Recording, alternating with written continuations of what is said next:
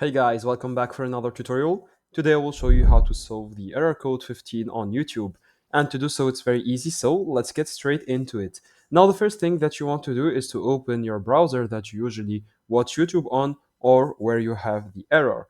And then go to the settings and like three dots in the top right, and then go to settings right here.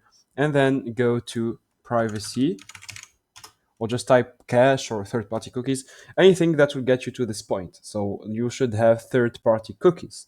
Click on third-party cookies and then click on see all site data and permissions. Now sometimes YouTube will appear here, but if it doesn't appear, then you may want to search YouTube or to search Google.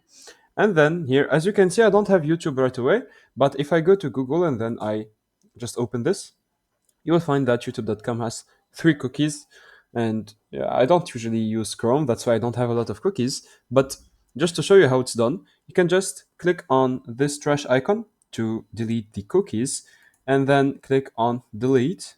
Another thing you can do is go to the extensions here and then remove all the extensions, or at least remove the ones that may cause problems to YouTube, like the ad block or any ad blocker or any VPN or anything interfering with your connection to YouTube.